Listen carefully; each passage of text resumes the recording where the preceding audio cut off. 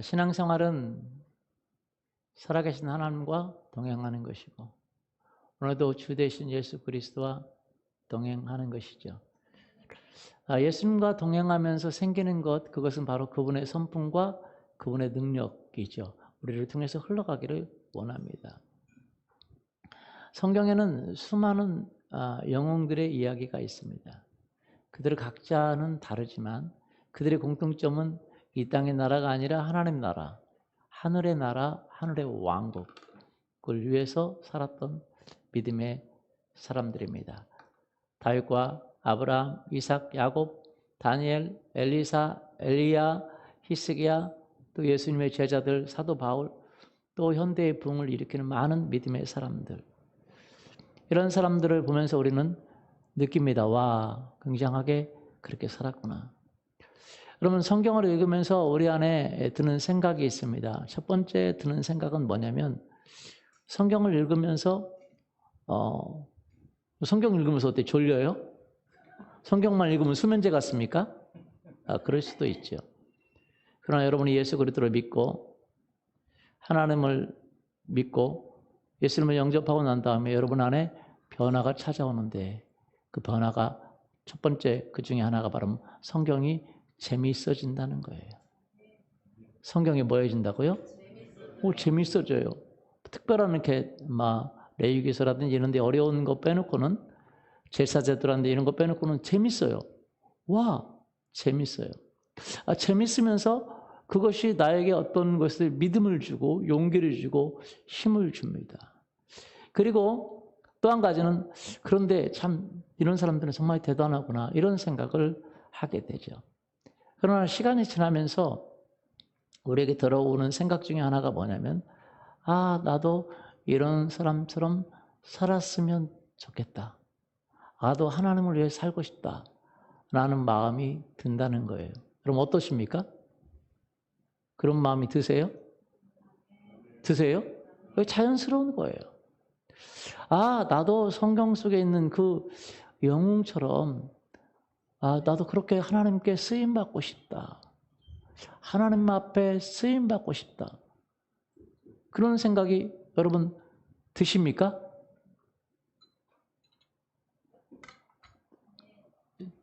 여러분 어떠세요? 옆 사람과 얘기해보세요. 그런 사람이 들어요? 그런 생각이 들어요? 나 들어요. 믿는 사람이라면 성경을 읽으면서 나도 이렇게 하나님께 쓰임받고 싶다라는 생각을 듭니다. 믿음의 영웅들의 이야기를 들으면 그렇게 하고 싶다. 왜냐하면 우리 아이들이라든지 우리가 육체적인 아이들도 마찬가지요. 어떤 이야기를 들으면 그렇게 하고 싶잖아요. 마찬가지입니다. 우리 믿음의 영적으로 하나님의 자녀가 되어서 성경 이야기를 들으면 나도 이런 영웅처럼 살고 싶다라는 마음이 듭니다. 그리고 또 한 가지 드는 생각이 있어요. 그것은 뭐냐면 내가 성경의 영웅 속에 영웅들처럼 되고 싶은 믿음의 사람들처럼 되고 싶은 그 마음이 들지만 그것은 단지 내 마음의 소원일 뿐이지. 나는 그럴 만한 자격이 없고 하나님도 나를 그렇게 하나님의 위대한 영웅들을 사용한 것처럼 그렇게 나를 사용할 거라고 절대 생각하지 않는, 나는 절대로 하나님이 사용하지 않을 거라는 생각이 든다는 거예요. 사실 우리 마음 안에는요, 늘 나는 자격이 없다는 생각이 있습니다. 그것은 우리의 삶의 경험이 그런 생각을 가져온다는 거예요. 그래서 우리는 도전을 하지 않고 믿음에 도전을 하지 않고 그럭저럭 생각하고 신앙생활을 한다는 것입니다. 여러분 한번 생각해 보세요. 위대한 일을 한 성경 속의 영웅들이나 역사적인 하나님의 사람들의 이야기를 들으면 우리는 기가 죽습니다. 나는 그렇게 절대로 살 수 없을 거라고 생각을 해요. 그러나 성경을 들어가 보고 역사적인 사실을 보면 그 진실은 아주 다릅니다. 여러분, 그들도 똑같이 우리와 마찬가지였다라는 거예요. 믿는 모든 사람들에게 하나님이 원하시는 것이 있습니다. 아무런 꿈도 없고 아무런 희망도 없는 그런 사람일지라도 여러분이 믿기만 한다면, 그래서 하나님의 자녀가 되었다면 하나님이 우리에게 원하시는 것이 있어요. 그것은 바로 하나님을 찾으라라는 거예요. 위의 것을 찾으라라는 거예요. 하나님의 나라와 의를 구하라는 거예요. 예수님을 따라오라는 것입니다. 예수님이 제자들에게도 말씀하셨고 믿는 모든 사람들에게 이야기를 하는 것입니다. 골로새서 3장 1절, 2절 말씀을 한번 같이 보겠습니다. 그러므로 너희가 그리스도와 함께 다시 살리심을 받았으면 위의 것을 찾으라. 거기는 그리스도께서 하나님 우편에 앉아 계시느니라. 위의 것을 생각하고 땅의 것을 생각하지 말라. 위의 것을 뭐 하라고요? 찾으라. 너희가 그리스도와 함께 다시 살리심을 받고 하나님의 자녀가 되었다면 위의 것을 찾으라 라고 말씀하신다는 거예요. 위의 것을 생각하고 땅의 것을 생각하지 말라라고 말씀하신다는 거예요. 마태복음 6장 33절 보면 그런즉 너희는 먼저 그의 나라와 그의 의를 구하라. 그리하면 이 모든 것을 너희에게 더하시리라. 먼저 그의 나라와 그의 의를 구하라. 그리하면 이 모든 것을 너희에게 더하시리라 라고 말씀한다는 거예요. 여러분 생각해 보세요. 여러분 하나님이 우리를 부르시는 것은 사실은 우리에게 자격이 필요 없습니다.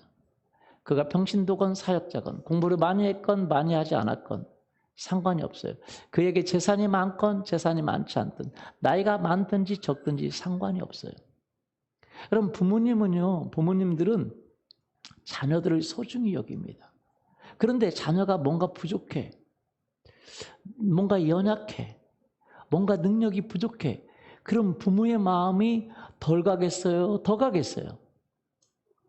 덜 가겠어요? 더 가겠어요? 더 가죠. 저는 얼마 전에 그런 얘기를 들었습니다. 자녀가 조금 연약한 것 같으니까 그 부모가 그 자녀의 모든 삶을 책임지게 하기 위해서 그의 인생에 먹고 살 수 있도록 준비를 다 해놨다는 거예요. 왜? 자녀가 뭐 하기 때문에? 약하기 때문에. 자녀가 연약하기 때문에. 여러분 우리 생각을 한번 해보세요. 하나님은요 우리를 부르십니다. 우리가 약하건 강하건 상관이 없어요. 재산이 많건 많지 않든 상관이 없습니다. 나이가 많든지 젊든지 상관이 없어요. 내가 능력이 있든지 없든지 상관이 없어요. 하나님은 하나님을 못 믿는 모든 사람들에게 하나님은 이렇게 말씀하십니다. 하나님을 찾고 하나님의 나라를 구하고 그분을 구하고 그분을 찾고 그분께 나아오라고 이야기합니다. 이 세상에서 가장 가치 있는 게 무엇입니까? 하나님을 구하는 거예요. 정말 가치 있는 것은 하나님의 얼굴을 구하고 하나님의 능력을 찾고 하나님과 동행하기를 원하고 하나님의 뜻대로 살기를 원하고 땅의 것이 아니라 위의 것을 구하는 거예요. 여러분 역대상 16장 11절과 10편에 보면 이렇게 말씀하고 있습니다. 여호와와 그의 능력을 구할지어다. 항상 그의 얼굴을 찾을지어다. 여호와와 그의 능력을 구할지어다. 그의 얼굴을 항상 구할지어다. 하나님을 구하고 그의 얼굴과 그의 능력을 항상 찾고 구하라고 이야기하고 있어요. 다윗은요, 하나님께 위대하게 쓰임받았던 다윗은 이런 고백을 합니다. 시편 27편 8절에 보면 너희는 내 얼굴을 찾으라 하실 때에 내가 마음으로 주께 말하되 여호와여 내가 주의 얼굴을 찾으리이다 하였나이다. 하나님의 얼굴을 찾으라는 거예요. 하나님의 능력을 구하라는 거예요. 하나님의 인도함을 구하라는 거예요. 그의 나라와 의를 먼저 구하라는 거예요. 땅의 것이 아니라 위의 것을 구하라는 거예요. 왜 그분을 찾으라고 말씀하실까요? 나는 바쁜데 기도할 시간이 없는데 주님의 일을 할 시간이 없는데 나 시간 없어요 바빠요 라고 이야기할지 모르겠습니다. 근데 왜 그렇게 찾으라고 말할까요? 사람들은 언제 주님을 찾습니까? 자기 땅의 것에 뭔가 필요할 때 주님을 찾아요. 기도 응답이 필요할 때, 아플 때, 어려울 때, 힘들 때, 기도 제목이 있을 때 하나님을 찾습니다. 그러나 하나님은 그분 자체를 찾지는 않아요. 물론 그것도 필요합니다. 우리의 재정이 필요할 때, 우리의 건강이 필요할 때, 우리의 삶의 문제를 해결받기를 원할 때, 우리의 직장이 필요할 때, 결혼이 필요할 때, 모든 것이 필요할 때 하나님은 그것도 구하기를 원하십니다. 그러나 대부분의 사람들은 그때만 원하지. 이 땅의 것들이 필요할 때만 원하지. 하늘의 것을 구하지 않아요. 위의 것을 찾지 않아요. 하나님의 얼굴을 찾고 하나님의 능력을 찾고 그분의 나라를 찾고 그분의 뜻을 구하지 않는다는 거예요. 왜요? 왜 우리는 구하지 않고 하나님은 왜 구하라고 말씀하실까요? 왜 우리는 구하지 않죠? 그 가치를 모르기 때문에 구하지 않는 거예요. 하나님은 왜 우리에게 구하라고 말씀하실까요? 왜 하나님은 우리에게 그 구하라고 말씀하세요? 사실을 말씀드리면, 진실을 말씀드리면 하나님은 우리의 미래를 위해서, 우리 미래에 하나님께서 준비하신 놀라운 일들을 하나님 우리에게 위해서 준비하고 있다는 거예요. 어메이징한 일들, 그레이트한 일들, 놀라운 일들, 대단한 일들, 우리가 결코 상상할 수 없었던 일들을 하나님은 우리의 미래를 위해서 우리의 미래에 그 일들을 준비하고 계신다는 거예요. 제가 아까도 말씀드렸듯이 그 어떤 부모님은 자기 아들이 연약하고 자기 딸이 연약하니까 여러분 인생을 살기 힘들 것 같으니까 그의 인생에 그 모든 먹고 살 것을 다 준비했다는 부모가 그 얘기를 제가 얼마 전에 들었어요. 여러분 우리가 부족하니까 연약하니까 나약하니까 능력이 안 되니까 하나님이 우리를 위해서 준비한 것이 없다고 생각하면 안 됩니다. 우리가 연약해도 약해도 하나님의 자녀예요. 여러분 자녀를 가지신 분은 아실 거예요. 여러분 어떤 자녀는 더 특별한 능력이 있고 좋은 자녀가 있고 능력이 부족한 자녀도 있을 수 있겠지만 능력이 부족하다고 우리의 관심이 덜합니까? 능력이 부족하다고 우리의 준비가 덜해요? 오히려 능력이 부족하고 뭔가 부족하도 그를 향한 준비한 것이 있어요. 오히려 부족하면 부족할수록. 맞습니까? 맞아요? 왜? 자녀이기 때문에. 맞습니다. 하나님이 우리에게 하나님을 찾으라고 한 이유가 뭐냐면 바로 우리의 미래에 놀라운 일들을 준비하고 있다는 거예요. 이 세상의 모든 것을 가지신 분이 바로 하나님이십니다. 이 세상을 만들고 창조하시고 이 세상을 주관하고 계신 분이 바로 예수 그리스도셔요. 그분이 우리를 위해 죽으시고 그분이 우리를 하나님의 자녀로 삼으셨다면 그분이 우리가 하나님의 자녀인데 우리를 향한 크고 놀라운 일들을 준비하고 있지 않겠습니까? 이 땅에서뿐만 아니라 내세에서까지도 할렐루야 우리를 향한 참으로 놀라운 것을 준비하고 계신 줄 믿습니다. 그분은 우리가 하나님 나라의 주인공이 되기를 원하고 영웅이 되기를 원하고 하나님의 뜻을 이루는 위대한 사람이 되기를 원하고 우리를 향한 놀라운 계획을 갖고 있다는 거예요. 그분은 우리를 능히 영웅으로 만들 수 있는 우리의 참된 이 우주의 참된 감독이시고 인생의 참된 작가이신 분이 누구시냐? 바로 하나님의 아버지시라는 거예요. 그분이 우리에게 하나님을 찾으라고 하는 이유가 무엇입니까? 우리에게 주실 것이 우리가 상상하지 못하고 계획하지 못한 우리의 미래를 위한 미래에 준비해 놓고 계신 것이 너무 많다는 거예요. 그래서 주님은 우리에게 구하라고 요구할 뿐만 아니라 명령을 합니다. 너는 나를 구하라고 명령해요. 시편 2편 7절에서 9절까지 한번 2편 7절에서 9절까지 한번 읽어보겠습니다. 내가 여호와의 명령을 전하노라. 여호와께서 내게 이르시되 너는 내 아들이라. 오늘 내가 너를 낳았도다. 내게 구하라. 내가 이방 나라를 내 유업으로 주리니 내 소유가 땅끝까지 이르리로다. 내가 철장으로 그들을 깨뜨리며 질그릇같이 부수리라 하시도다. 예수님은 우리를 위해서 죽으시면서까지 우리를 하나님의 아들로 만들었습니다. 그리고 우리에게 엄청난 상속을 주기를 원하시고 하나님 나라의 영웅으로 만드시고 우리를 향한 놀라우고 어메이징하고 대단한 것들이 우리의 미래에 준비되어 있다는 거예요. 그렇기 때문에 그것을 보여주기 위해서, 그것을 알려주기 위해서 우리를 향해서 모든 것이 다 준비되어 있습니다. 그런데 우리에게 준비되어 있는 것을 알지 못한다는 거예요. 우리 하나님의 아들로 우리를 하나님께서 양자 삼으셨다고 그랬습니다.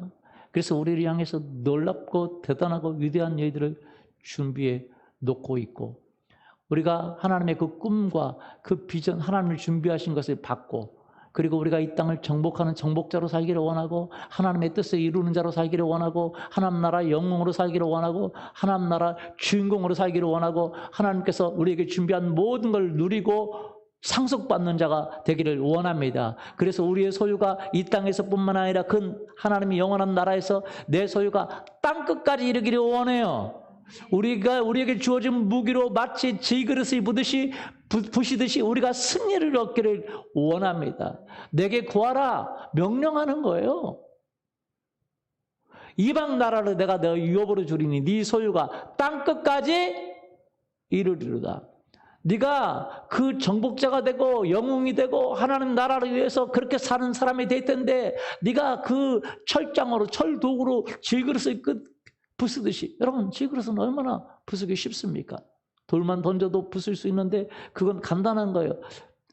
그렇듯이 너는 그렇게 승리를 얻게 될 것이다. 왜?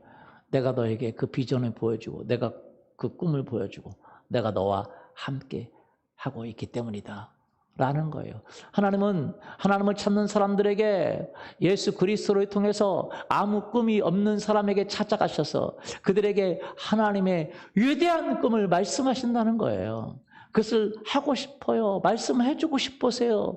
우리를 향한 준비해 놓으신 것이 있습니다. 나이가 많든지 적든지 부자이든지 아니든지 그거와 상관없이 우리가 하나님을 믿고 예수 그리스도를 믿고 하나님의 자녀가 되었다면 우리를 향한 크고 놀라운 비밀이 있다는 거예요. 여러분, 그 꿈을 주시고 그 꿈을 위해서 도전하기를 원하십니다. 예수 그리스도는 도전적인 분이십니다. 그분은 하나님의 자리를 포기하고 우리를 하나님의 자녀 삼으시고 그분의 형상을 주시기 위해서 이 땅에 사람의 모습으로 내려오셨습니다. 그분은 실패하시면 다시 돌아갈 수 없는 분이시고 반드시 성공하셔야만 했고, 그분은 도전하셨고 성공하셨고 승리하셨습니다. 우리가 예수 그리스도를 믿을 때 예수 그리스도의 그 도전의 DNA가 우리에게 주어지는 것입니다. 예수님은 아주 평범한 사람에게 찾아가셔서, 그것도 삶에 아주 실패한 사람들에게까지 찾아가셔서 그들에게 예수님의 위대한 꿈을 이야기하는 것입니다. 어린 요셉에게 찾아갔고,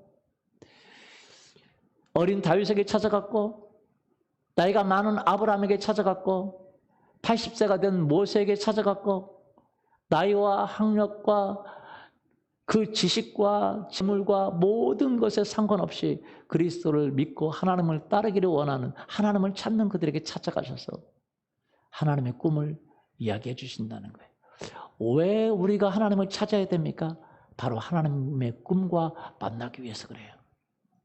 이 땅에 정말로 영원히 없어져 버리고 썩어져 버리는 것을 구하고 그것을 찾고 있는 우리들에게, 잠시 있다가 없어져 버리는 것을 위해서 살고 있는 우리들에게, 이 땅에서뿐만 아니라 영원한 세계에서 결코 없어지지 아니하는 하나님의 것들을, 하나님의 그 꿈과 하나님의 나라와 하나님의 뜻과 하나님의 능력과 그리스도의 형상과 주님의 뜻을 찾기를 원해요. 위의 것을 찾기를 원합니다. 하나님을 찾는 자들에게 하나님은 하나님의 꿈을, 하나님의 비전을, 하나님의 소망을 부어주시는 분이신 줄 믿습니다.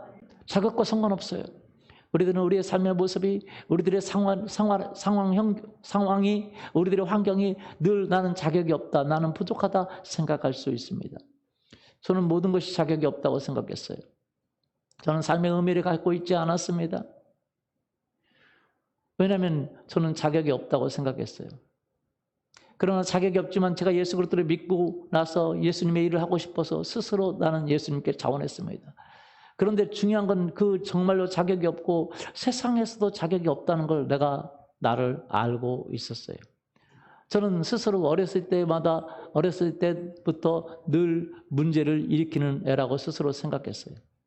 자라면서도 마찬가지입니다. 공부를 잘한 것도 아니고 성격이 좋은 것도 아닙니다. 문제를 일으키는 애라고 생각했어요. 왜냐하면 여러분 뭔가 보면 해보고 싶지 않아요? 뭔가 보면 해보고 싶죠? 어린아이들은 뭔가 보면 해보고 싶어요? 어디 구멍이 있으면 들어가 보고 싶고 돌이 있으면 던져보고 싶고 그렇죠? 그래서 저는 예전에도 그랬습니다. 어렸을 때도 돌이 있고 항아리가 있으면 던져보고 싶어요. 그래서 던집니다. 그럼 항아리가 깨지죠. 깨질 줄 몰랐어요. 그럼 던져보고 싶은 거예요. 돌이 있는데 항아리가 잔뜩 있어. 던져보고 싶잖아요. 그래서 던졌는데 와장창 철장으로 지그시 깨져버리더라고요. 부모님들이 저를 좋아하겠습니까? 싫어하죠. 저는 늘 뭔가 해보고 싶어요. 돌도 던져보고 싶고 뭔가 집에 있으면 뭔가 분해해보고 싶고 다 뜯어보고 분해해보고 못 맞춰요.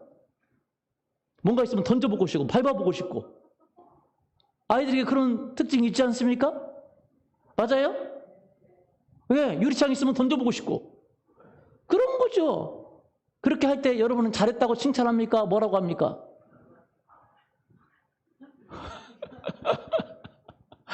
그래서 제가 뭐라고 만들었어요? 왜? 항아리 깨니까 뭐라고 하겠어요? 그리고 도망가고 혼날 거 알으니까 도망가. 친척집 가면 시골에 가면 항아리가 많잖아요. 돌이 있어. 던져보고 싶잖아. 세게 던져보니까 간장떡도 깨지고 김치떡도 깨지고 누가 깼냐? 그러면 알아요 누가 깼는지. 왜? 없어진 애가 있어요. 놀랐는데 없어진 친척애가 있어요. 그래서는 늘 혼나고 문제를 일으키는 애로 생각됐어요. 제 동생은 거기에 비해서 너무 착하고 늘 칭찬받고 얌전하고 저는 뭔가 해보고 싶고요. 그래서 늘 어렸을 때부터 문제를 일으키는 애라고 사람들이 생각했어요. 덤벙대고 밟아보고 싶고 사람에서 공부를 잘한 것도 아닙니다. 성격이 좋은 것도 아니에요. 좋은 대학에 간 것도 아닙니다. 사람들에게 인정받는 사람도 아니었어요. 저는 주인공이 되고 싶었지만 늘 주인공이 안 됐어요. 사람들의 관심이 없어요. 저는 뭔가 하고 싶었어요. 그런데 안 뽑아주는 거예요. 자격증 시험에 합격한 것도 아니에요. 자격증 시험에 합격한 것이 있다면 있습니다. 유일하게 운전면허증. 저는 하나님을 위해서 신학대학원에 지원하면서도 대학원에 떨어질 거라고 생각했어요. 근데 안 떨어졌어요. 왜요? 누구나 들어가는 대학원이더라고요. 저는 누가 나 같은 사람을 쓰겠나 생각했어요. 왜냐하면 그만큼 저는 자존감이 없었고 하나님의 사역을 하면서도 찬양을 또 못해요. 잘하는 스타일이 아니에요. 왜냐하면 그때까지도 저는 음을 다스리는 음치였습니다. 더구나 말을 잘하지 못해요. 말을 하면 사람들이 잘 알아듣지를 못합니다. 왜? 주어, 서식어, 수식어 다 빼고 이야기하기 때문에. 우리 와이프도 내 말을 잘 못 알아들었습니다. 사람들에게 인기가 없었습니다.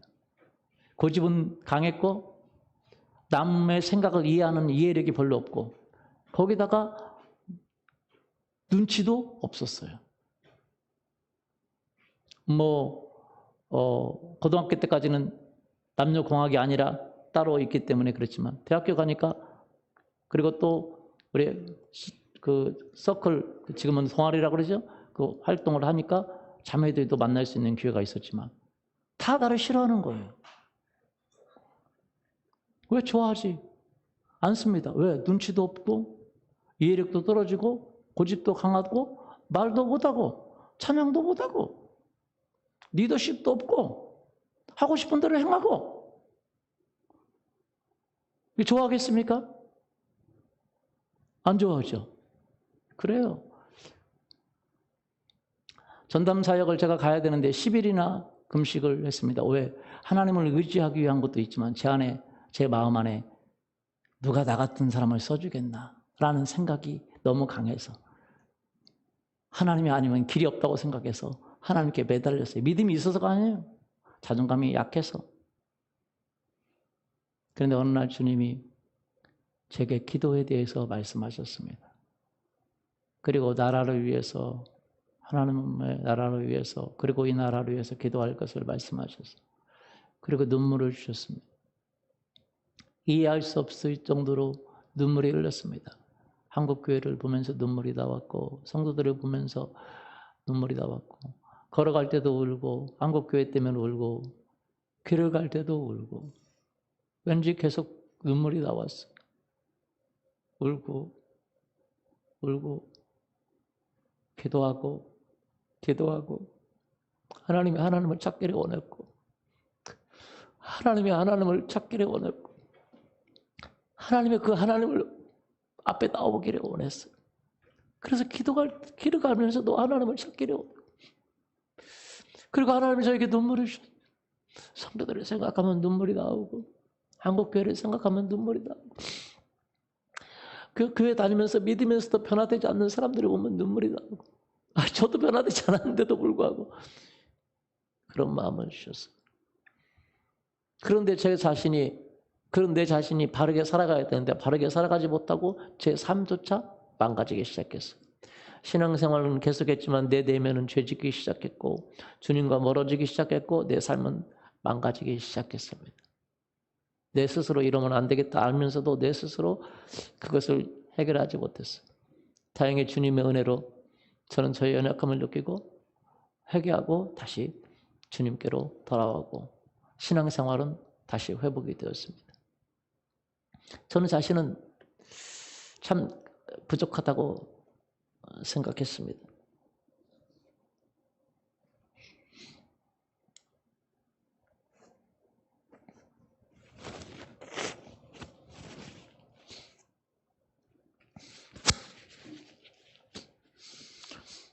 그런데 그 후에 남미에서 가장 큰 교회를 하는 목사님이 한국에 와서 세미나를 했습니다. 천호동에 있는 큰 장로교회, 큰 교회 명성교회에서 와서 세미나를 했습니다. 제가 그때 그 세미나를 참석했는데 그 교회 2층 한 구석에 앉아 있었습니다. 그런데 그 2층에 한 구석에 앉아 있는데 그 세미나를 주관하신 분 중에 외국분이 와서 그 강사님을 소개하는데, 그 교회와 그 강사님을 소개하는데 너무 제가 놀랐어요. 야, 대단한 교회구나. 내 자신은 연약하고 내 자신은 부족하고 나는 그런데 저거는 저렇게 대단한 일을 하고 있구나 라고 스스로 생각했습니다. 그러면서 이렇게 얘기했습니다. 야, 저런 위대한 교회가 또 저런 대단한 교회가 또 이 땅에 나올 수 있을까? 그렇게 제 마음속으로 생각하고 있었어요. 그런데 그때 주님께서 저에게 말씀하셨습니다. 저는 그때 말씀하신 것을 잊어버릴 수가 없어요. 그 명성교회 2층에 앉아있는데 하나님이 저에게 말씀하셨어요. 나는 새 일을 행하는 하나님이 난다. 너가 나에게 순종한다면 내가 너에게 이보다 더 위대한 교회를 세우게 하리라. 저는 그 이야기를 듣고 너무 충격을 받았습니다. 그리고 그 말씀이 내 삶과 내 가치관과 내 모든 것을 어떻게 바꾸게 될지 저는 전혀 알지 못했어요. 하나님이 하나님의 꿈을 저에게 부어주신 거예요. 하나님의 생각을 부어주신 거예요. 하나님 나라의 도전을 주신 것입니다. 네가 순종한다면 내가 너를 통해서 하나님의 위대한 교회를 만들어주리라.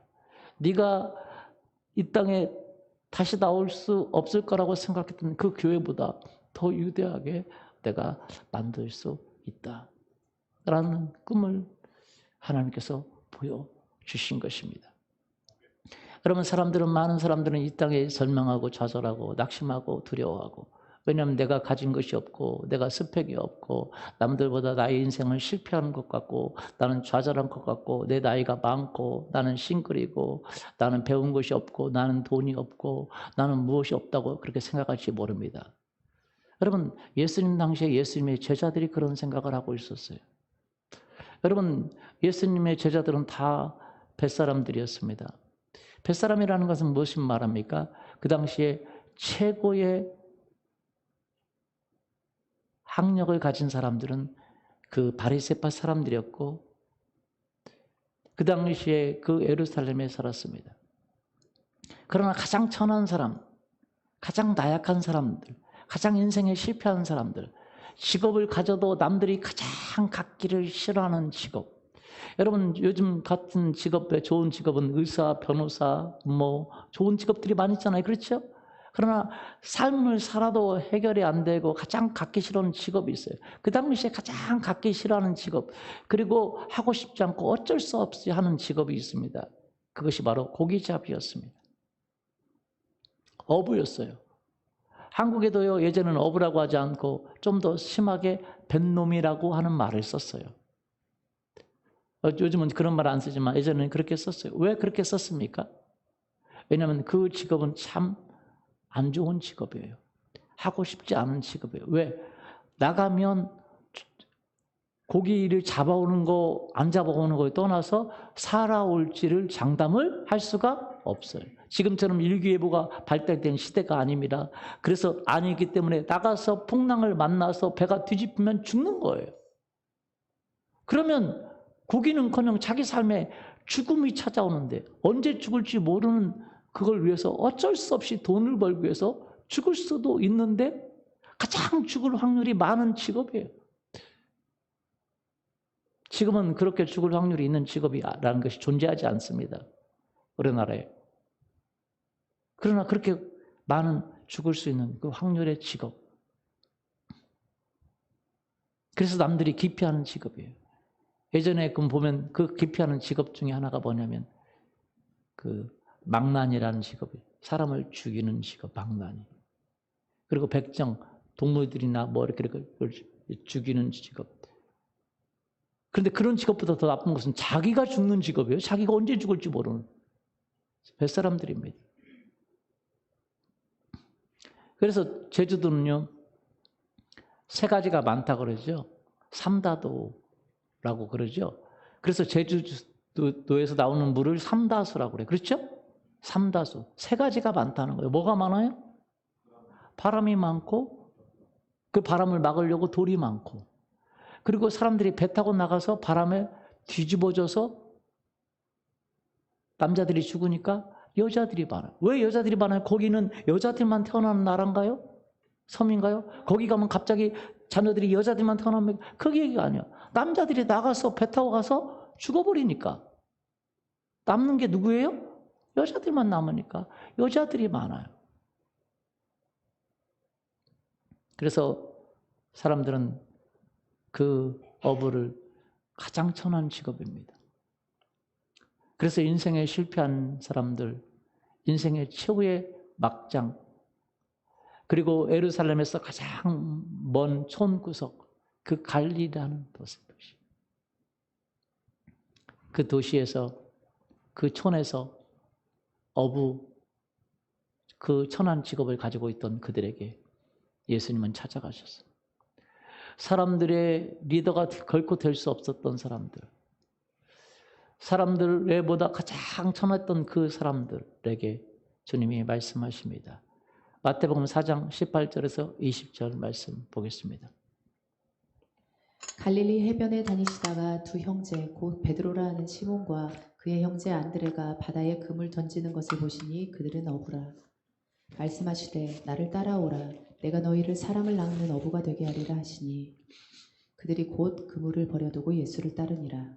그들에게 꿈과 비전을 심어주신 것이 너는 사람을 낚는 어부가 될 것이다. 너는 그 천한 직업으로 물고기, 네 목숨을 바쳐서 물고기를 잡다가 죽을 인생이 아니라 사람들을 이끌어 리더가 되고 탁월한 리더가 되는 사람을 낚는 어부가 될 것이다. 영혼은 구원하는 사람이 될 것이다. 사람들을 위해 서는 영적인 리더가 될 것이다. 라고 그들을 부르신 거예요. 하나님의 꿈을 보여주신 것이죠. 나이가 들어서까지 아기가 없어서 절망하고 있는 그 아브라함에게 하나님 찾아가서 이렇게 말씀하십니다. 창세기 12장 1절에서부터 4절까지 같이 보겠습니다. 여호와께서 아브라함에게 이르시되 너는 너의 고향과 친척과 아버지의 집을 떠나 내가 내게 보여줄 땅으로 가라. 내가 너로 큰 민족을 이루고 내게 복을 주어 내 이름을 창대하게 하리니 너는 복이 될지라. 너를 축복하는 자에게는 내가 복을 내리고 너를 저주하는 자에게는 내가 저주하리니 땅의 모든 족속이 너로 말미암아 복을 얻을 것이라 하신지라. 이에 아브라함이 여호와의 말씀을 따라갔고 롯도 그와 함께 갔으며 아브라함이 하란을 떠날 때에 75세였더라. 75세 되었던 그 할아버지에게, 인생에 소망, 자녀가 없어서 소망이 없는 그에게 하나님이 찾아가셔서 그에게 꿈을 주십니다. 내가 너로 큰 민족을 이룰 것이고 너에게 복을 줄 것이고 네 이름이 위대하게 될 것이다. 창대하게 될 것이다. 네 이름을 모르는 사람이 없도록 내가 세계 만막 위에 네 이름을 뛰어나게 해주겠다. 내가 너에게 복을 줄 것이고 사람들은 네 복을 달라고 사람들이 쫓아올 것이고 너를 축복하는 자는 내가 축복하고 너를 저주하는 자에게 너를 저주하고 모든 족속이 너에게 와서 복받기를 원할 것이다. 하나님은 그에게 꿈을 주시고 비전을 주셨습니다. 75세 된 절망을 가지고 있는 그 아브라함에게 찾아오셔서 하나님이 꿈을 주시는 거죠. 그러니까 아브라함이 여호와의 말씀을 그 꿈을 따라 갔습니다. 75세 되었을 때. 하나님은요, 하나님을 찾는 자들에게, 하나님을 구하는 자들에게, 위의 것을 찾는 자들에게 하나님은 그들이 생각하지 못했던, 그들이 상상하지 못했던, 그들이 알지 못했던 어메이징하고 놀랍고 위대하고 대단한 엄청난 것들을 준비하고 계시고 하나님을 찾으면 그 찾는 이들에게 그것을 보여주시고 꿈을 주시는 분이신 줄 믿습니다. 아멘.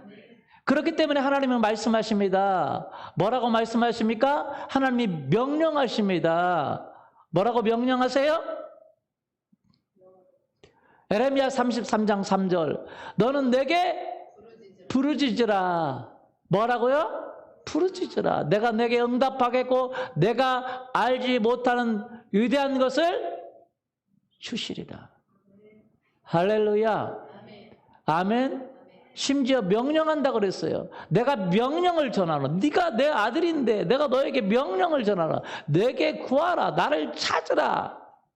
내가 이방 나라들까지 내게 주고 네 소유가 땅끝까지 이를 것이다. 네가 승리를 얻을 때 철로 질그릇을 깨뜨리는 것처럼 쉽게 너에게 승리를 얻게 할 것이다. 할렐루야. 하나님은요, 우리에게 도전하시는 분이시고 꿈을 주시는 분이신 줄 믿습니다. 아브라함에게요, 그 꿈이 최초로 이루어지기 전에 25년 전에 100세 때 그 꿈이 최초로 있는데 25년 전에 그 25년 뒤의 일을 말씀하시는 거예요. 여러분, 그 나이 든 아브라함에게 말씀할 뿐만 아니라 그 젊은 요셉에게, 10대 요셉에게, 그리고 다윗에게, 요셉에게는 약 29년 뒤에, 약 30년 뒤의 일을 그에게 말씀하세요. 그에게 꿈을 주세요. 다윗에게는 약 27년 뒤에 일어날 일을 하나님께서 말씀하십니다. 하나님은 우리도 알지 못하는 우리의 미래의 일에 하나님이 준비하신 어마어마한 일들을 보여주기를 원하고 계세요. 그것들을 알려주기를 원하십니다. 왜 우리가 하나님을 찾아야 됩니까? 왜 우리가 하나님을 구해야 돼요? 왜 우리가 위의 것을 찾아야 됩니까? 땅의 것을 내려놓고 우리가 필요할 때만 하나님을 찾는 게 아닙니다. 왜 우리가 하나님의 능력을 찾아야 돼요? 우리가 알지 못하고 우리가 생각하지 못하고 우리가 기대하지 못하고 우리가 전혀 상상하지 못했던 그 놀라운 일을 우리에게 보여주기를 원하세요. 그분이 젊은 사람이라 10대라 할지라도, 그분이 20대라 할지라도, 그분이 30대라 할지라도, 그분이 50대라 할지라도, 그분이 60대라 할지라도, 그분이 70대라 할지라도, 그분이 80대라 할지라도 하나님은 우리가 알지 못하는 것들을 보여주기를 원하세요. 왜? 우리가 하나님의 자녀니까. 우리가 약하면 약할수록 하나님은 우리를 향한 놀라운 계획을 갖고 있다는 사실입니다. 약하다고 부족하다고 우리를 향한 계획이 없는 게 아닙니다. 그러나 사람들은 그 하나님의 그 뜻을 하나님께서 우리에게 보여주시는 걸 구하기를 원하지 않고 이 땅의 것을 위해서 기도하고 이 땅의 것을 찾아요. 땅의 것을 구하고 땅의 것을 찾습니다. 우리의 삶에 필요한 것을 찾아야 되고 구해야 되는 건 맞지만 그러나 그것만 구하면 우리는 결코 우리의 신앙생활에 우리의 삶의 변화를 가져올 수가 없습니다. 우리는 하나님을 구해야 됩니다. 하나님을 찾아야 돼요. 하나님의 얼굴을 구하고 하나님의 능력을 구하고 하나님의 나라를 찾고 하나님을 따르기를 원하고 그리스도 형상을 따르기를 원하고 그의 뜻을 이루기를 원하고 할렐루야 그의 나라를 이루기를 원하고 영혼들을 구원하기를 원하고 하나님의 뜻을 찾기를 원하기를 원합니다. 아멘. 믿습니까? 예, 그렇게 되기를 원합니다. 여러분, 하나님께서 여러분에게 꿈을 주세요. 따라서 볼까요? 하나님께서는 나에게 꿈을 주기를 원하신다. 누구의 꿈이요? 하나님의 꿈. 하나님 나라의 꿈. 우리가 상상하지 못하는, 우리가 꿈꾸지 못하는, 우리가 전혀 기대하지 못하는 나는 패배자고 나는 절망자고 나는 좌절자기 때문에 생각하지 못했지만 하나님을 찾는 자들에게 하나님께서 우리가 약하기 때문에 더 꿈 준비해 놓은 것이 더 많을 수 있다는 거예요. 여러분 그렇게 하나님 나라를 구하기를 예수님의 이름으로 축원합니다. 하나님을 찾기를 원합니다. 우리의 필요한 것들만 구하면 안 됩니다. 우리 이 땅에서 필요한 것들 그것만 구하면 안 됩니다. 그것도 구해야 되지만 우리는 하나님의 얼굴을 구하고 하나님의 능력을 구하고 하나님과 동행하기를 원하고 하나님의 나라를 구하고 하나님의 뜻을 구하고 하나님의 나라가 이 땅에 일어나기를 원하고 영혼들이 돌아오기를 원하고 그 영혼들을 주님께 인도하기를 원하고 할렐루야. 많은 사람들은 그걸 구하기를 원하지 않아요. 시편 81편 10절 11절 보면 나는 너를 애굽 땅에서 인도하여 낸 내 여호와 하나님이니 내 입을 크게 열라 내가 채우리라. 입을 어떻게 열라고요? 크게. 아니 나 이거 모세에게 한 말 아닌가? 아니에요. 특별한 사람에게 한 말이 아닙니다. 그 종으로밖에 살 수 없었던 애굽에서 살 수밖에 없었던 그 이스라엘 백성 모두에게 한 말이에요. 크게 열어봐라. 내가 너희 한 사람 한 사람을 향한 위대한 계획을 갖고 있다. 내가 채울 것이다. 그러나 11절에 내 백성이 내 소리를 듣기 원하지 아니하고 이스라엘이 나를 원하지 아니하였다. 하나님이 왜 우리 보고 하나님을 찾으라고 말씀하십니까? 왜 우리 보고 하나님을 구하라고 말씀하십니까? 하나님께 더 나아오라고 말씀하십니까? 하나님 나라를 구하라고 말씀하십니까? 바빠 죽겠는데 지금 먹고 살기도 바빠 죽겠는데 힘들어 죽겠는데 왜 기도하라 그러고 왜 하나님을 찾으라고 한 말이니까 우리를 괴롭게 하려고 그러는 것입니까? 아니면 하나님의 위대한 계획을 보여주기를 원하시는 것입니까? 하나님의 놀라운 계획을 보여주기를 원하시는 것입니까? 하나님은 하나님의 놀라운 계획을 보여주기를 원하세요. 하나님의 뜻들을 보여주기를 원하세요. 우리가 생각하지 못하고 우리가 꿈꾸지 못하는 것들을 하기를 원하십니다. 할렐루야. 우리 한 형제가 있는데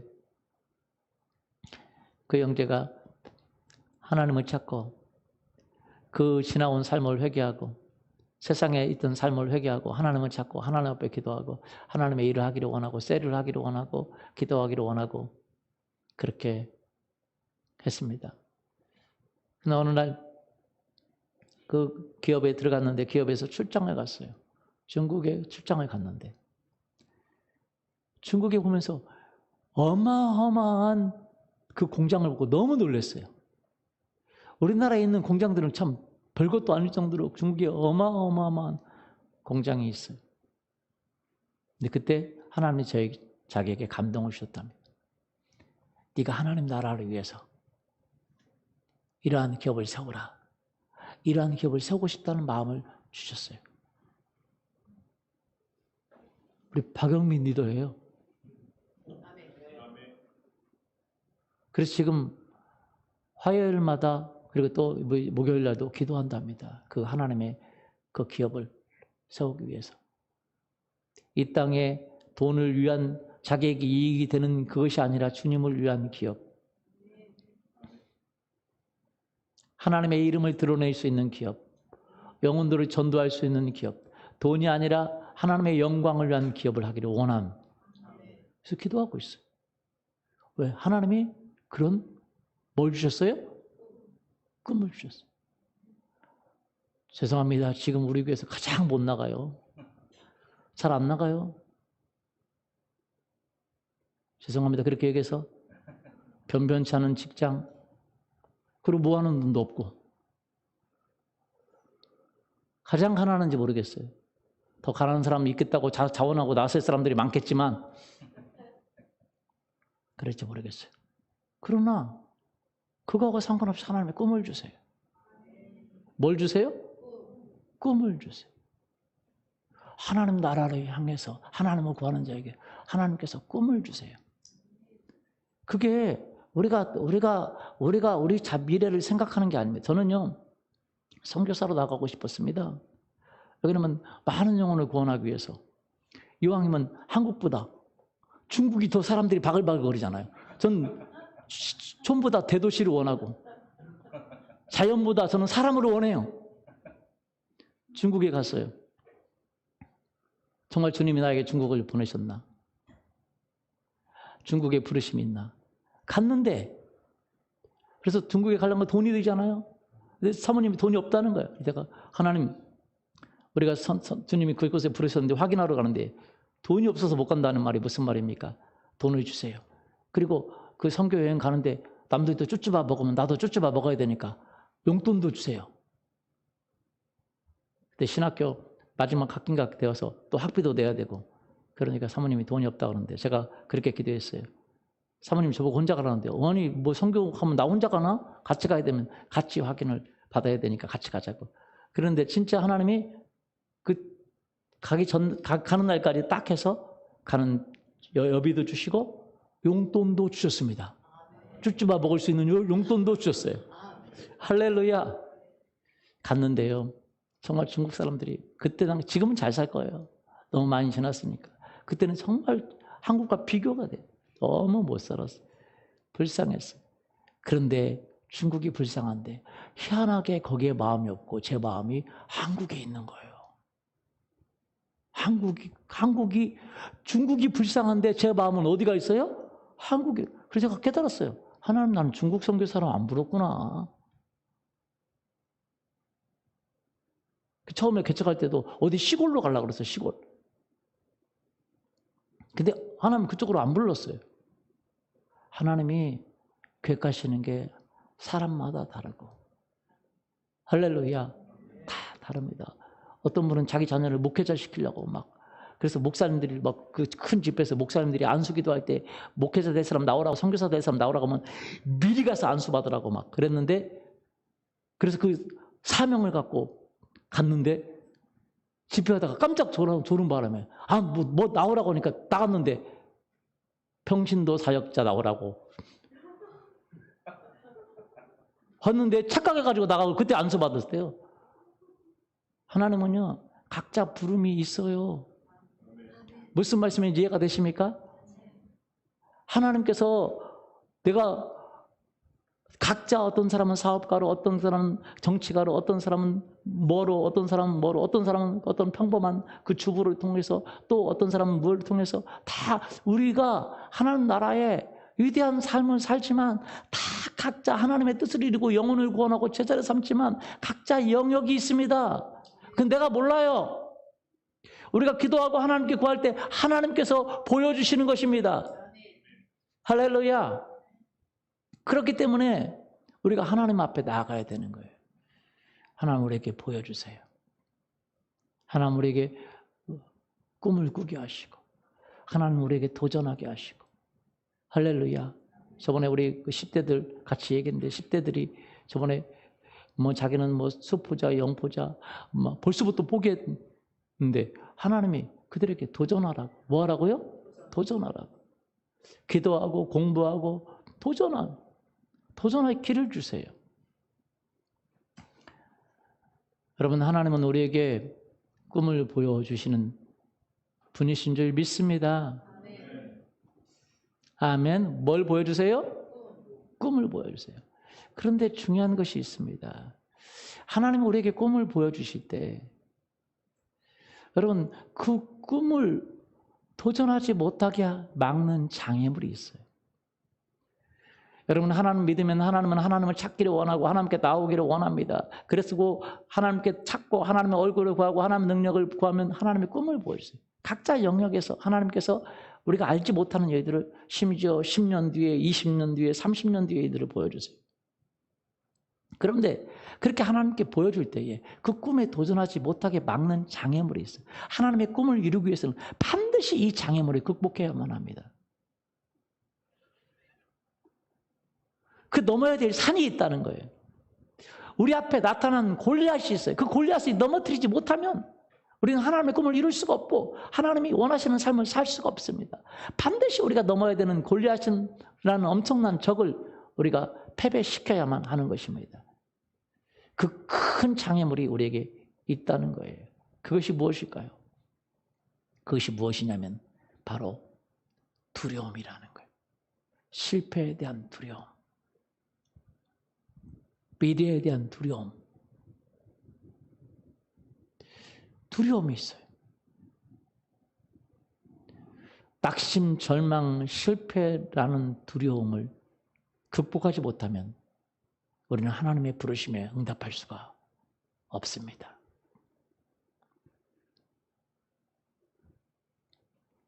제가 아는 분이 있습니다. 이분은 고등학교 때에 정말 엄청나게 하나님을 찾았습니다. 교회에서 기도했고, 교회에서 봉사했고, 하나님의 교회를 섬겼고, 기도했어요. 집에 있는 시간보다 교회에 있는 시간이 많았어요. 기도를 많이 했습니다. 그렇게 하나님을 찾으니까 하나님이 그에게 하나님의 꿈을 보여줬어요. 그를 향한 하나님의 꿈, 그를 향한 미래를, 그에게 준비한 하나님의 미래를 보여줬어요. 그는요, 그렇게 하나님을 찾았을 뿐만 아니라 그는 남들이 추정할 수 없을 정도로 하나님의 사람으로 엄청나게 준비된 사람이었어요. 하나님의 사람으로 탁월한 성품을 가지고 있었습니다. 남들을 배려할 수 있고, 남들에게 친절했고, 남들의 마음을 알 수 있었고, 그리고 리더십이 있었고, 그리고 건강하고 지혜가 있었어요. 모든 것을 갖추고 있었습니다. 그런데 하나님께서 부를 때에 결정적인 순간에 그는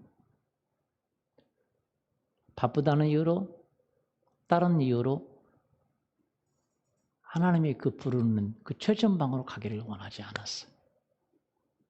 그렇다고 하나님의 일을 하지 않은 것은 아닙니다. 늘 하나님의 일에 열심히 했습니다. 그러나 하나님의 최전방으로 부를 때마다 그는 선을 그었어요. 늘 거절했습니다. 대학을 졸업하고 결국 하나님을 떠났습니다. 바쁘다는 이유로 믿음의 생활을 떠났습니다. 그런데 하나님이 얼마나 그를 사랑하시는지, 그가 많은 어려움을 겪게 됐어요. 근데 하나님이 사랑하셔서 그를 보호하신다는 걸 그에게 보여줬어요. 그를 늘 구해줬습니다. 하나님이 그를 깨닫기를 원하는 거였죠. 그래서 그는 그 목숨을 건지고 나서 깨닫고 다시 하나님께로 돌아왔습니다. 그리고 신앙생활을 했습니다. 늘 열심히 했지만, 그리고 다른 사람의 존경을 받았습니다. 너무 인자했고, 너무 남을 배려했고, 너무 탁월했어요. 그런데 저는 몰랐어요, 사실은. 결정적인 순간마다 하나님이 그를 보여주고 그를 부를 때마다 그는 결정적인 선에서 여기까지 하고 그걸 거절했어요. 왜요? 고등학교 때부터 하나님이 그를 불렀는데 그는 딱 한 가지 이유 때문에, 두렵다는 이유 때문에, 하나님께 모든 걸 맡기면 두렵다는 이유 때문에. 뭐 때문에요?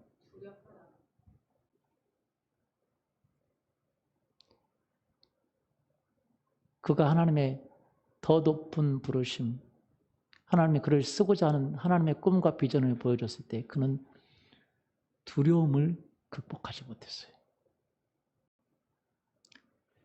여러분, 하나님은 우리에게 꿈을 보여주시면 우리가 극복해야 할 대상이 하나가 있습니다. 그것은 두려움이에요. 뭐라고요? 두려움. 미래가 어떻게 될지 알지 못한다는 두려움. 무슨 일이 일어날지 모른다는 두려움. 이 두려움이란 골리앗을 이기지 못한다면 하나님의 뜻을 행할 수가 없습니다. 어떤 사람들이 이렇게 물을 겁니다. 나에게 그런 일이 정말 일어날까요? 하나님의 기적들이 일어날까요? 정말 하나님이 나를 지킬까요? 정말 하나님이 이 두려움은 우리를 불신하게 만들어요. 그리고 하나님의 도전에 응답하지 못하게 만드는 거예요. 하나님은요, 우리에게 어떤 적도 없는 성공을 우리에게 약속하지 않았습니다. 우리가 정복하지 않아도 승리를 얻는 어떤 전쟁도 우리에게 허락한 일이 없습니다. 하나님은 우리를 부르실 때 우리가 정복해야 될 적들이 있습니다. 이스라엘 백성들은 가나안 땅을 하나님이 주셨을 때 그냥 가서 이기는 게 아닙니다. 그들은 두려움을 극복하고 죽을 수도 있다는 그 두려움을 극복하고 가나안 땅을 정복해야만 했습니다. 두려움을 극복하지 못할 때 그들은 결코 가나안 땅을 정복할 수가 없었어요. 하나님은 우리에게 승리를 약속하시되 여러분, 적이 없는 승리를 약속한 적이 없습니다. 하나님은 우리에게 미래의 비전을 보여주셨지만 여러분, 믿지 않고도 그 승리를 얻을 수가 없습니다. 여러분, 하나님은 우리에게 꿈과 비전을 보여주시되 여러분, 두려움이라는 적을 이겨야 됩니다. 불신이라는 적을 이겨야 됩니다. 골리앗을 이겨야 돼요. 적들과 싸워야 됩니다. 우리 하나님의 백성들이 믿음으로 강하게 일어나야 됩니다. 믿습니까? 강하게 일어나야 돼요. 여러분, 우리를 대적하는 적들은 우리를 패배시키기 위해 존재하는 것이 아닙니다. 우리를 더 높은 승리와 더 높은 축복과 더 높은 하나님의 나라로 이끌기 위해서 그들은 준비되어 있다는 거예요. 골리앗은 다윗을 멸망시키기 위해 준비해야 되는 게 아니라 다윗을 높이고 다윗을 위대한 사람으로 만들어서 세세에 다윗과 골리앗이라는 이름을 온 세계에 알려주기 위해서 골리앗이 준비되어 있는 거예요. 다윗이 알았을까요? 그 다윗과 골리앗이 그 골리앗 때문에 다윗의 이름이 수천 년 뒤에도 안 믿는 사람의 입에조차 다윗과 골리앗이란 모르는 사람이 없을 정도로. 다윗과 골리앗 몰라요? 안 믿는 사람도 알아요, 몰라요? 알아요. 그 정도로 유명하게 만들 그 골리앗은 다윗을 패배시킬 수 없습니다. 여러분 아셔야 됩니다. 우리에게 하나님께서 꿈을 보여주시되 싸우지 않는 꿈, 싸우지 않아도 되는 꿈, 믿음으로 도전하지 않아도 되는 꿈, 두려움을 극복하지 않아도 되는 꿈, 그런 꿈은 없습니다. 우리에게 수많은 장애가 있을 수 있습니다. 그러나 그 장애는 우리를 패배시키고 우리를 실패하게 만들기 위해서 준비된 게 아니라 우리를 더 높은 위치로 부르기 위해서 준비되어 있다는 거예요. 사람들은 그 두려움, 그 산에 무릎을 꿇고 마는, 두려움에 무릎 꿇고 마는 것입니다. 그러나 여러분, 두려움을 내려놓으십시오. 하나님은요, 우리를 부르실 때 그 두려움을 극복하기를 원합니다.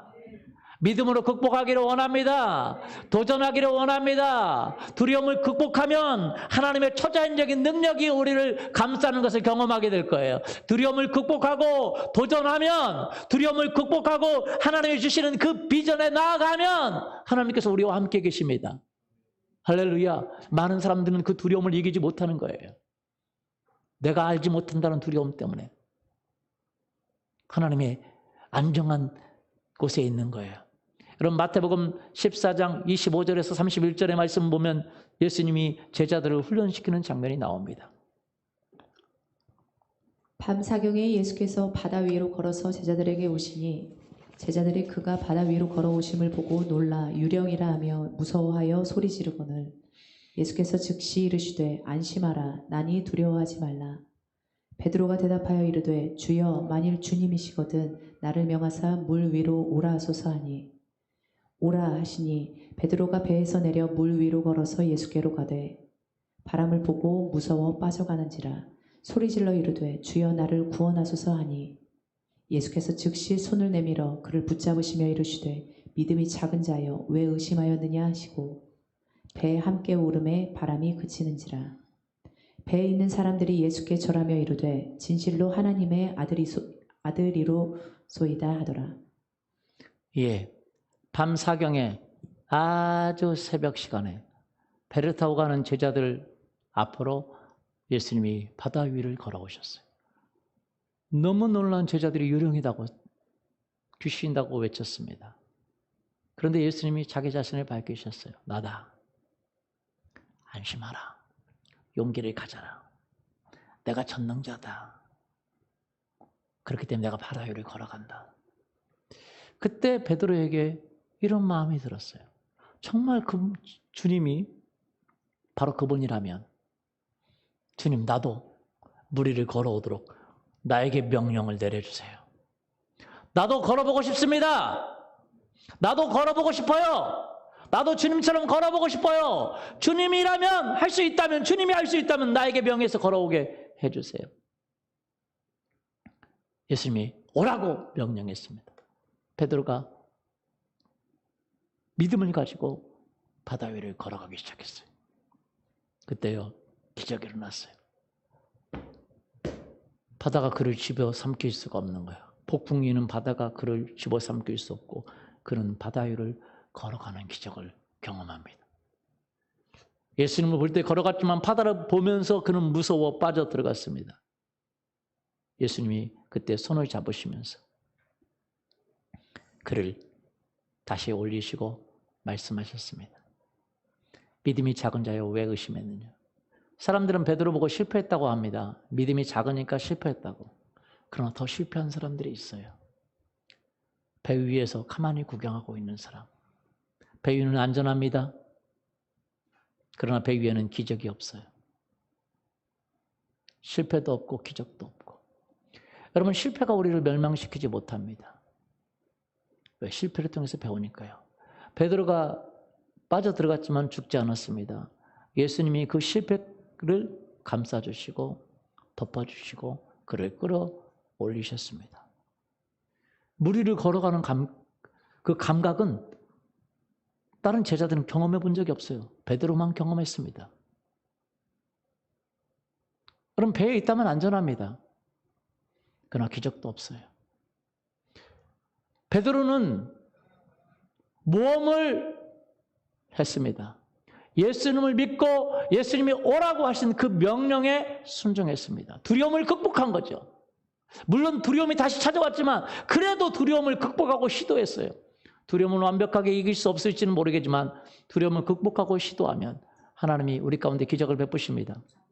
아멘. 그렇기 때문에 초대교회 수장이 베드로가 될 수 있었고 그 초대교회를 이끈 사람으로 주님은 베드로를 선택하시고 그를 쓰신 거예요. 왜? 나머지 사람들은 배에 안전한 지역에 앉아 있었습니다.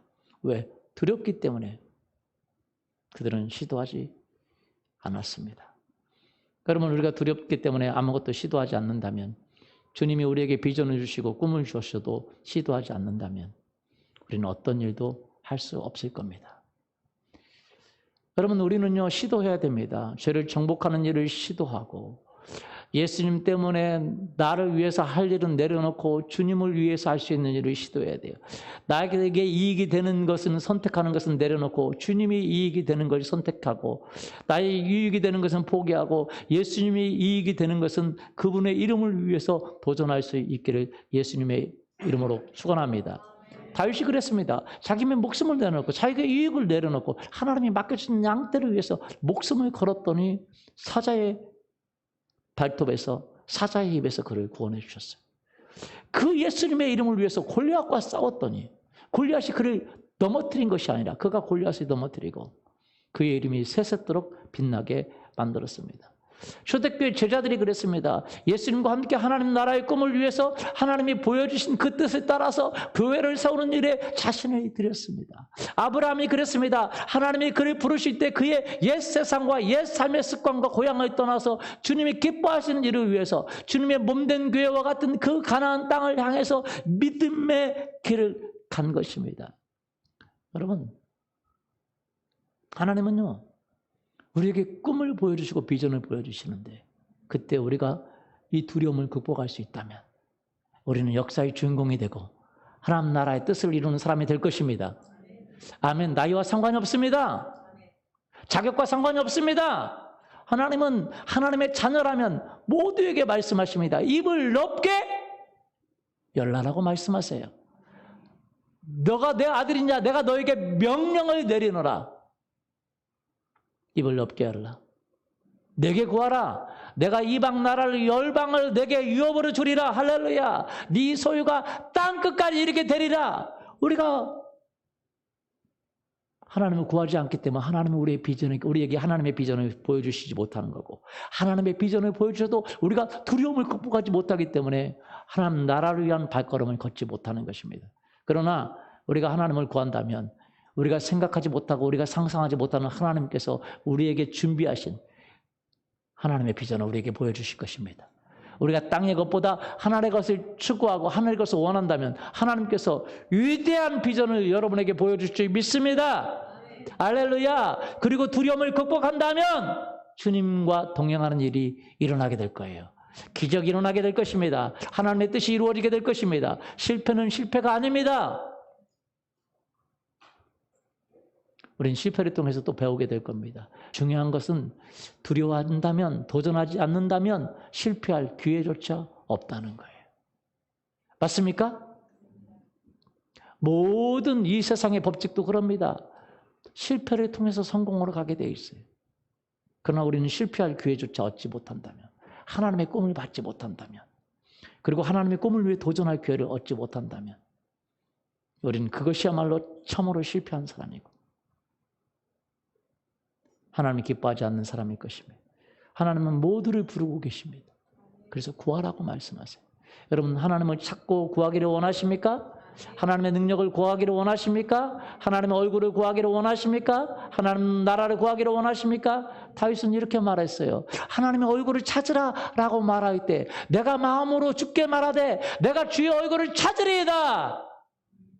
할렐루야. 오늘 다윗과 같은 사람들이 일어나기를 예수님의 이름으로 축원합니다. 우리 같이 일어나서 기도할까요?